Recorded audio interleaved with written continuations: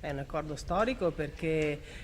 risolve un annoso problema che c'era fra la provincia e l'ULSS e di conseguenza anche la regione, essendo la proprietà dell'ULSS della regione del Veneto. Quando c'è stata una sentenza anche del tribunale, quindi c'è stata tutta una serie di atti precedenti. Oggi si chiude una vicenda dove i palazzi che riguardavano l'ex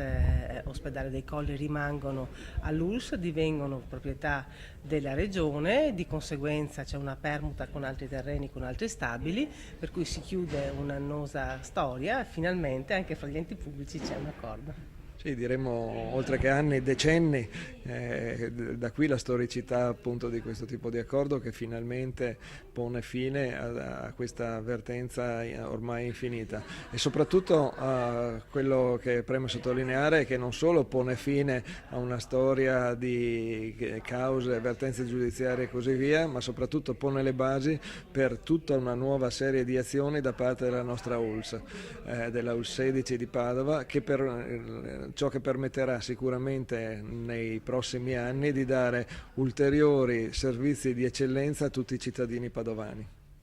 La regione non perde ovviamente, no? La regione prende i soldi che i cittadini versano di tasse che vanno a Roma, che se ne trattiene la stragrande, l'ignobilmente stragrande maggioranza e ne restituisce un po' alla regione del Veneto, che li impiega, io credo, con saggezza e intelligenza. In questo caso certamente con saggezza, perché si pone fine a una diatriba che dura da almeno 20 anni, probabilmente di più. Finalmente si assegnano questi 5 milioni di euro in modo che una parte dell'ospedale ai Colli, dell'area dell'ospedale ai Colli, sia della provincia e l'altra dell'ASI, in modo che si possano finalmente organizzare servizi dall'una e dall'altra parte che sono a beneficio dei cittadini. È un'area bellissima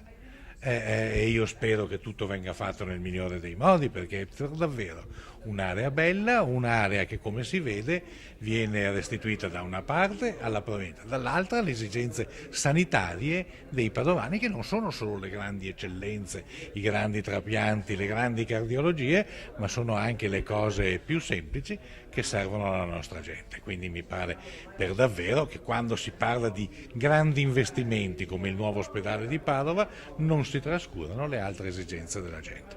Questo che cosa comporterà per i cittadini?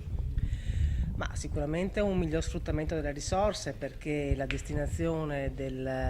chiamiamola così, ospedaliera di servizi verrà implementata da parte dell'ULSS in un territorio dove già alcuni servizi permangono, soprattutto quelli della terza età. Per quanto riguarda l'amministrazione provinciale, la possibilità di investire delle risorse in quelle che sono le competenze proprie, perché noi pensiamo di costruire di nuovo la nuova scuola del NAT, pensiamo di costruire la sede della Polizia Provinciale, pensiamo di costruire la sede della Protezione Civile e quindi un reinvestimento di risorse per opere che sono utili e di competenza della provincia.